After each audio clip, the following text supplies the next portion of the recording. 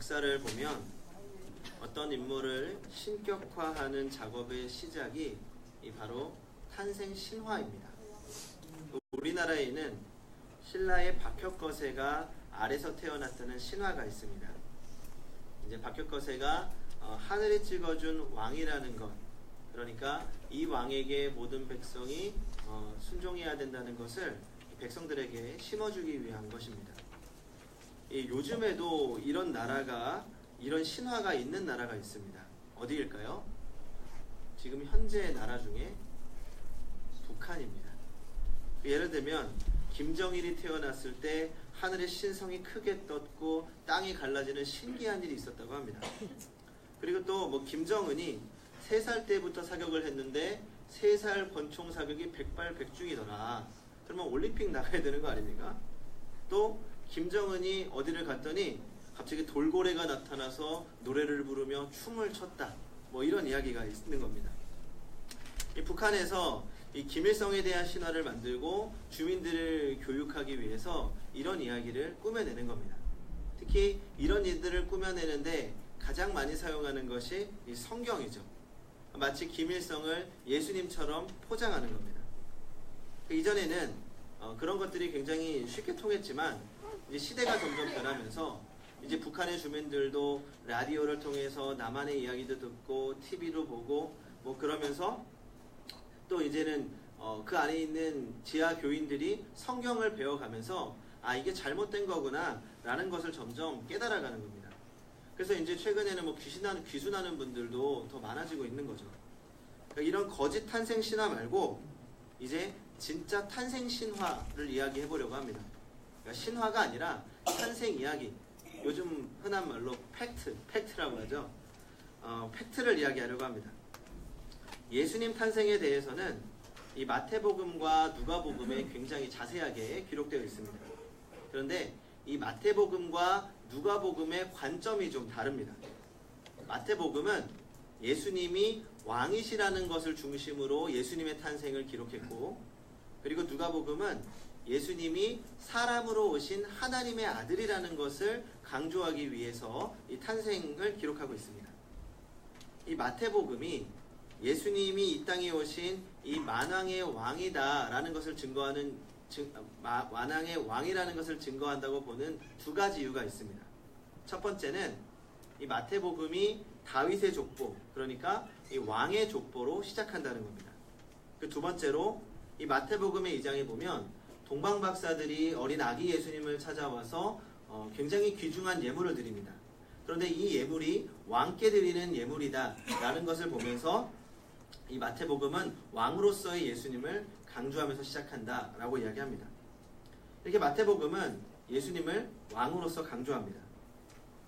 그러니까 사실 이 어떤 이야기를 시작하면서 이 족보부터 시작하는 건 우리들에게는 좀 익숙하지 않은지 모르겠지만 이 당시 유대인들에게는 굉장히 당연한 논법이었습니다.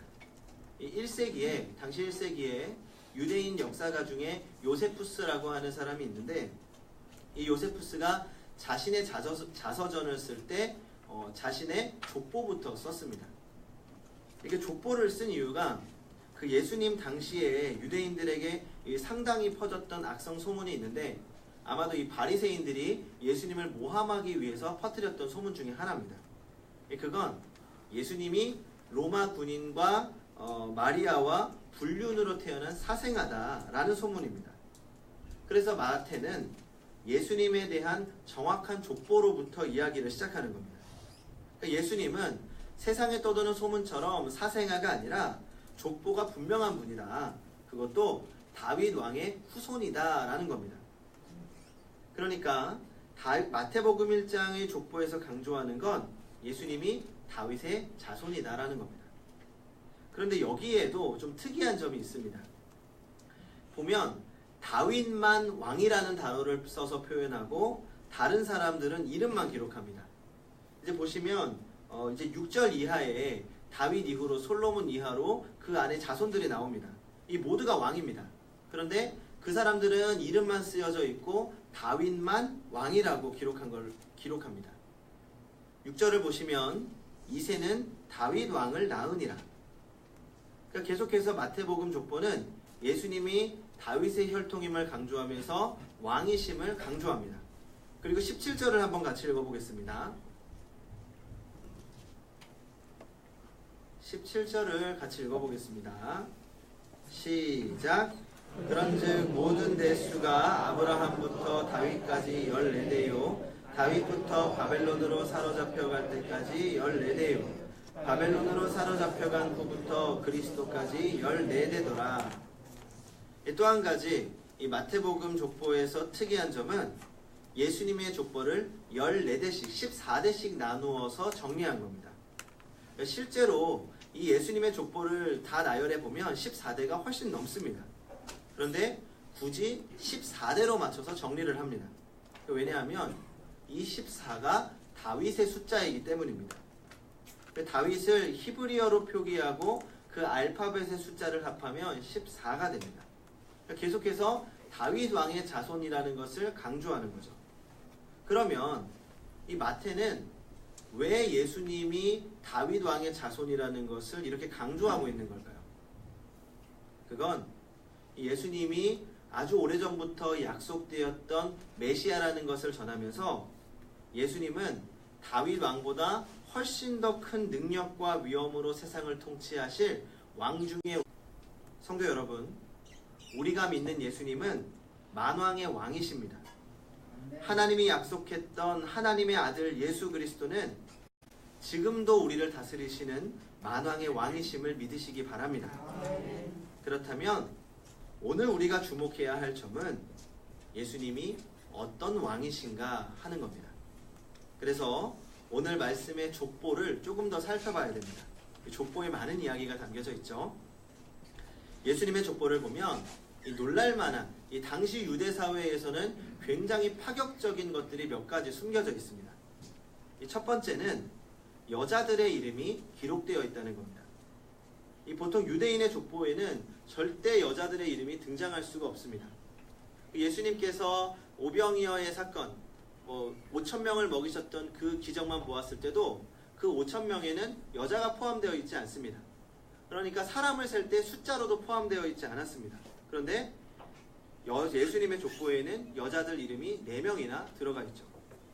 그리고 두 번째는 그 여자들이 그냥 일반 여인들이 아니라 이방인 여인들이 많다는 겁니다. 그 3절을 보시면 3절의 다말도 이방 여인이고 5절의 라합도 이방 여인이고 또 룻도 이방 여인입니다. 이제 6절에 우리아의 아내 밧세바가 등장하는데 이 밧세바만 이스라엘 여인이고 나머지는 모두 이방인이라는 것은 이 당시 유대 사회에서 보면은 굉장히 파격적인 겁니다.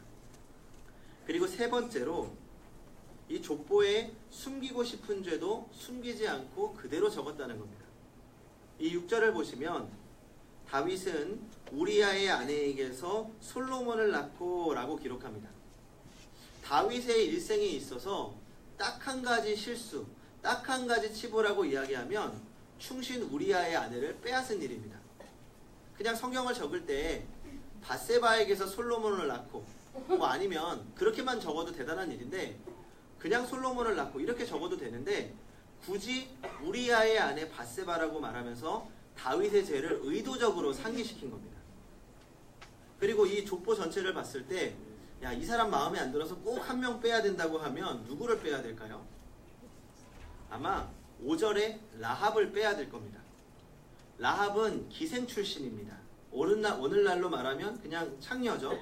아무리 개과천선해도 그 과거는 바뀌지 않습니다. 그리고 당시의 기생은 죄인 중에 죄인입니다. 그러니까 일반적으로 숨기고 싶은 조상이죠. 그런데 마태는 일부러 기생 출신 라합을 족보에 올려놓습니다. 그러면 왜 이런 숨기고 싶은 사실까지 낱낱이 적어놓은 걸까요? 왜냐하면 예수님은 왕은 왕이신데 우리가 생각하는 그런 왕이 아니라 전혀 새로운 왕이라는 것을 말하고 싶었던 겁니다. 그래서 오늘 말씀을 통해 예수님이 어떤 왕이신지 이야기를 나누어 보려고 합니다. 첫 번째로 우리 예수님은 이방인들의 왕이십니다. 바꾸어 말하면 불신자들의 왕입니다. 이스라엘은 선민 사상이 굉장히 강한 민족입니다. 이스라엘에 이런 이야기가 있다고 합니다. 유대 어린아이가 하나가 아버지에게 물었습니다. 아빠, 우리는 하나님의 구원을 받은 이스라엘 백성들이잖아요. 그러면 저희만 있으면 되는데 하나님께서는 왜 굳이 저 이방인들을 만드신 거예요? 그러자 아버지가 대답했습니다. 응, 나중에 지도 만드신 거야. 그만큼 이스라엘 백성들은 자신들만 구원받는 존재라고 생각했습니다. 아주 중요한 부분입니다. 왜냐하면 우리도 모르는 사이에 기독교 선민주의 사상에 물들었기 때문입니다. 교회는 거룩하고 세상은 속되고 그리스도인은 거룩하고 불신자는 거룩하지 못하다. 그래서 예수님을 교회의 구원자라고 생각하기 쉽습니다. 하지만 성도 여러분, 우리 예수님은 지금 이곳에서 예배를 드리는 사람만의 예수님이 아닙니다. 예수님은 불신자를 포함한 모든 사람들의 구원자이시며 모든 사람의 왕이시며 모든 사람들의 왕 중의 왕이십니다. 지금 우리가 살고 있는 옆집의 왕이시고 응암동의 왕이십니다. 이번 총회의 표어가 거룩한 교회 다시 세상 속으로입니다. 그동안 교회가 세상과 거리를 두고 고결한 것처럼 지내왔다면 이제는 세상 속의 교회가 되어야 한다는 겁니다. 그런데 이제 총회에서 일하시고 또 실제로 마을 목회, 주변에 있는 이웃들과 관계를 하면서 잘 사역을 하시는 이 목사님 한 분이 이 표어를 만들 때 굉장히 반대하셨다고 합니다. 다른 이유가 아니라 일단 표현이 잘못됐다는 겁니다. 이 거룩한 교회 다시 세상 속으로라는 말은 여전히 기독교 선민주의가 남아있고 지배적인 의미가 강하다는 겁니다. 그래서 세상 속으로라고 표현하는 것이 아니라 세상과 함께라고 표현해야 된다는 겁니다. 일리 있다고 생각했습니다.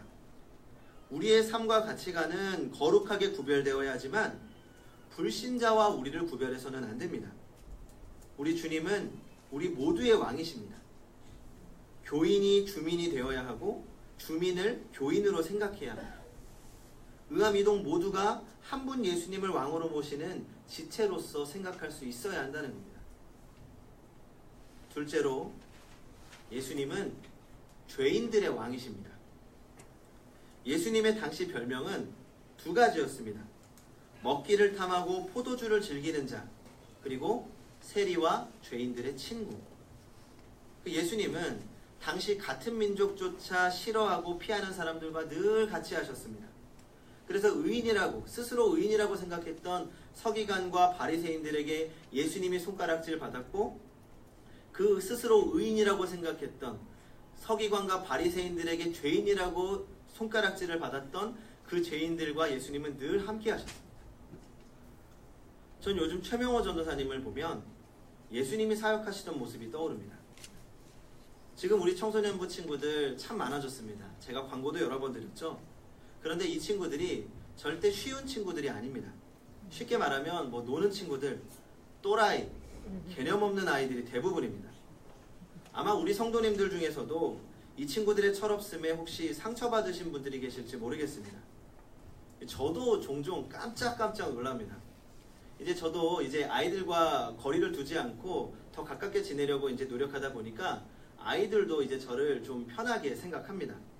그래서 한 번은 인사한다고 제 방문을 두드려서 문을 열어줬더니 한 4-5명, 한 3-4명의 아이들이 갑자기 와, 이동식 8만 대장경이다 라고 소리를 지르면서 제 방에 우르르 들어오는 겁니다. 그리고 한 놈은 제 서고를 돌리고 또 한 놈은 제 책상에 앉아서 빙글빙글 돌리고 컴퓨터를 만지고 또 한 명은 뭐가 있나 만져보고 제가 순간 너무 당황해서 말도 제대로 안 해서 야, 너네 뭐 하는 거야 하고 얼른 이렇게 정리하고 쫓아냈지만 황당하고 화가 났습니다. 이런 얘기죠. 제가 자리에 없었는데 제 방문이 복도에 있는 방문 말고 옆에 따로 만들어져 있는 문이 있습니다. 애들이 어느 날은 교회 탐험을 하다가 비밀의 문을 발견했다고 제 방에 들어와서 한참 동안 놀고 책상도 뒤지고 하고 간 겁니다. 황당하죠. 끝나고 전도사님에게 무지하게 혼났습니다. 뿐만 아닙니다. 교회 바닥에 침을 뱉기도 하고 불장난도 하고 교회에서 몰래 숨어서 담배를 피우기도 합니다.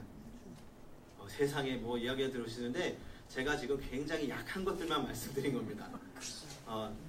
나중에 최명호 전도사님의 이야기를 들어보시면 진짜 기가 막힌 일들 굉장히 많습니다.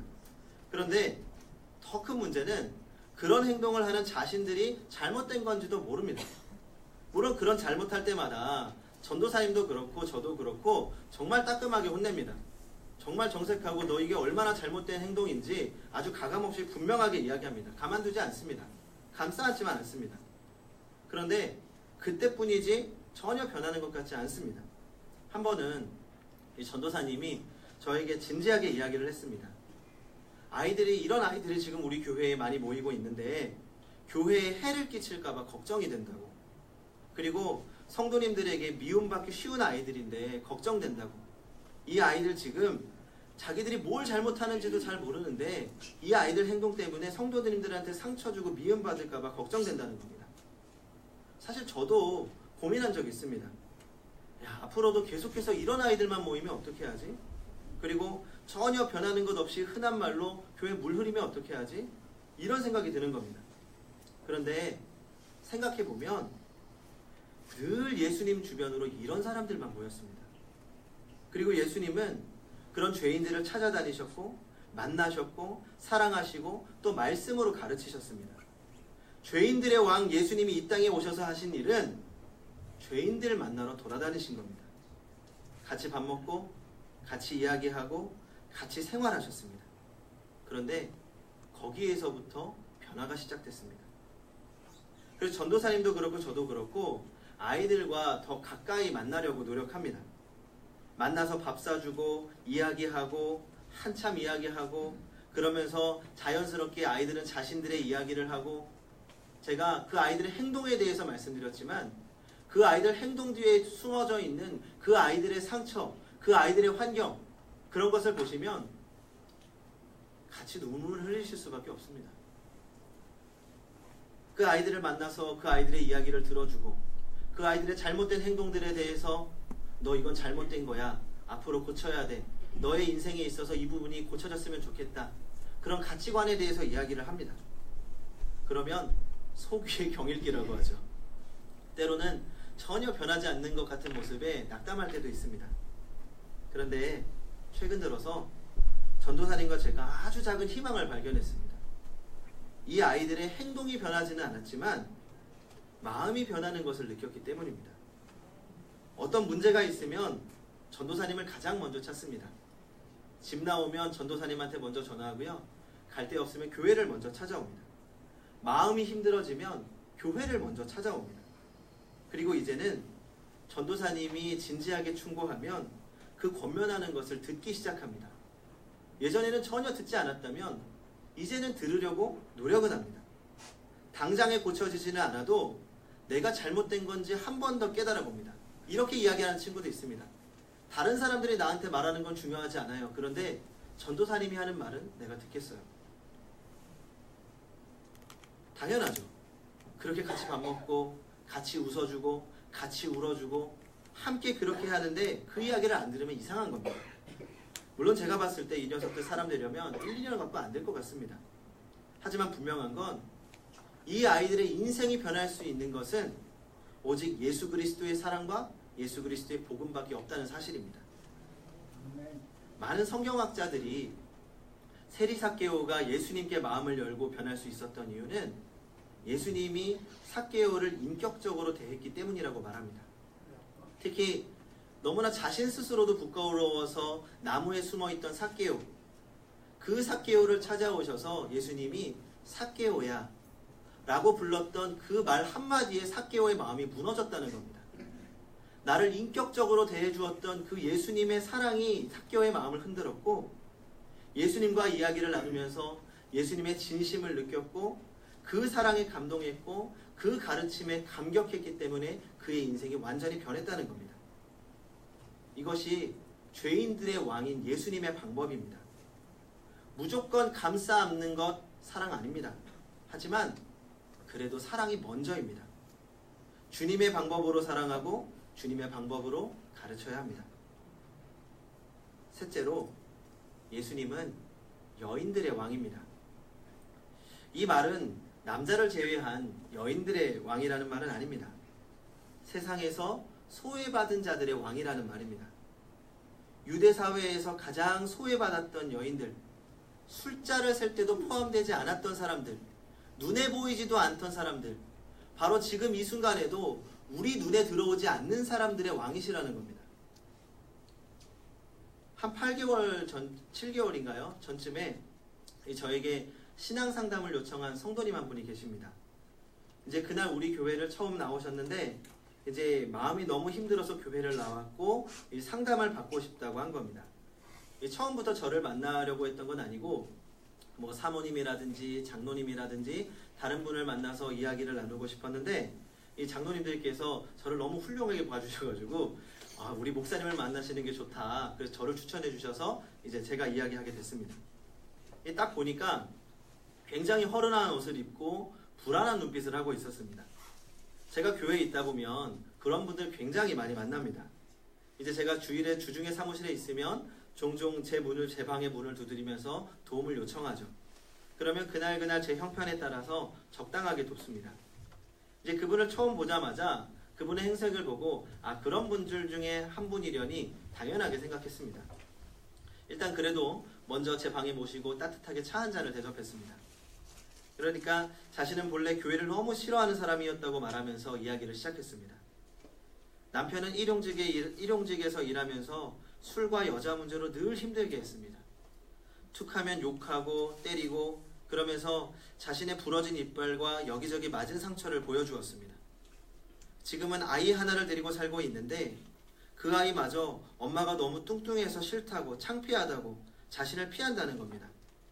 또 다리를 보여주었는데 이 다리에는 시멘트 독이 올라서 피부가 엉망이었습니다. 저는 시멘트 독이라는 거 처음 봤는데 정말 이루 말할 수 없을 만큼 피부가 엉망진창이었습니다. 그러면서 내가 지금 너무나도 힘들게 살고 있다고 이야기를 했습니다.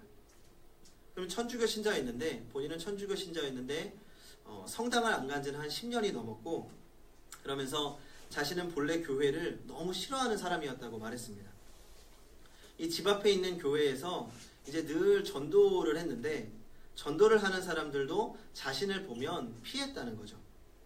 길거리에서 자신이 남편에게 매를 맞고 욕을 먹고 있으면 이 전도하던 분들이 모른 척 지나가기도 했다는 겁니다. 그럴 때면 오히려 이분이 전도하는 사람들을 향해서 이분도 막 욕을 했습니다. 예수 믿는다는 것들이 이렇게 사람 매맞는데 모른 척 한다고. 저것들 예수 믿는다고 하면서 사람 죽어가는데 모른 척 한다고.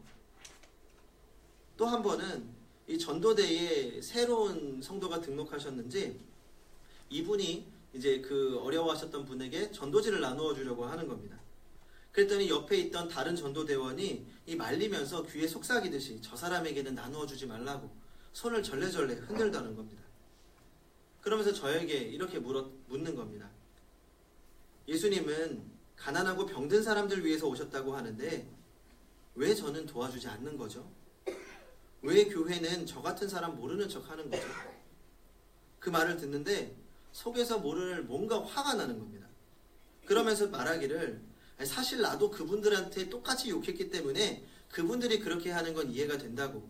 그래서 나도 교회는 문턱도 밟을 생각 없었다고.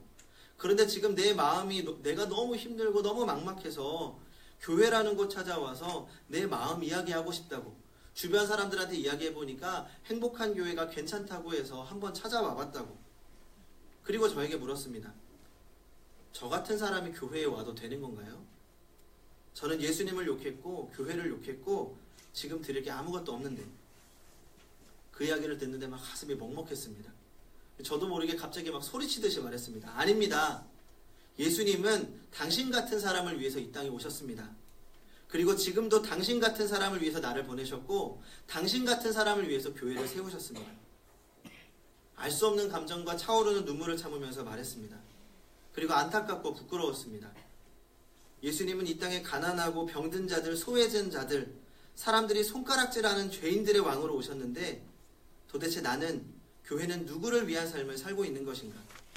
하나님 앞에 부끄럽고 교회를 들 수 없는 심정이었습니다.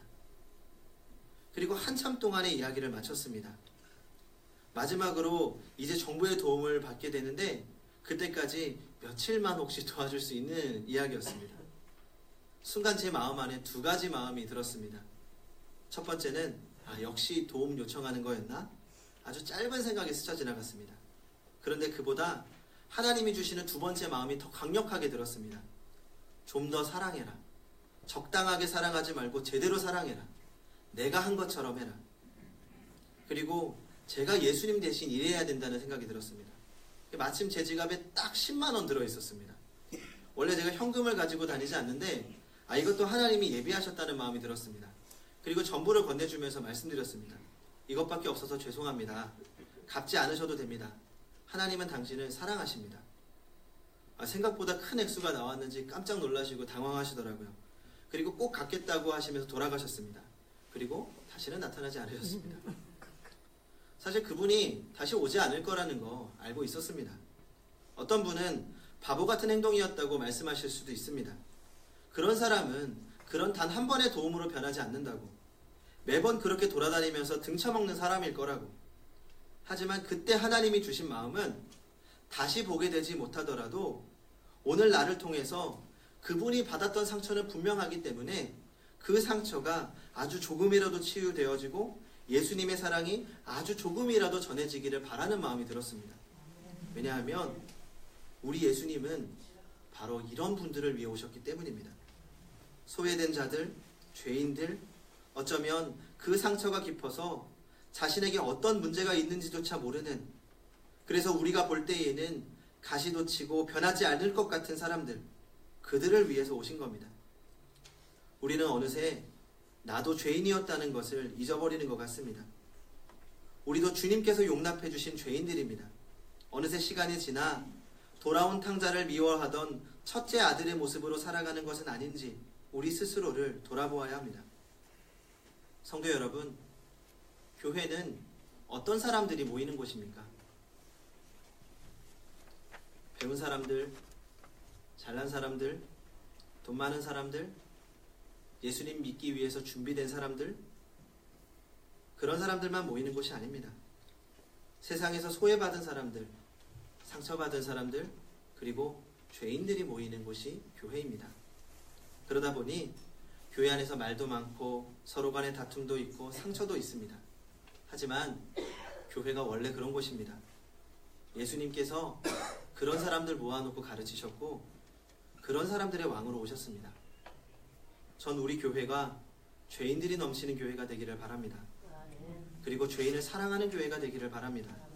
무엇보다 그 죄인들이 모여 주님의 자녀로 변화되고 또 성숙해져서 함께 예배하고 함께 기뻐하는, 그리고 또 다른 죄인을 변화시켜 나가는 예수님의 왕 되신 교회, 예수님을 닮아가는 성도님들이 되시기 바랍니다. 아멘. 기도하겠습니다.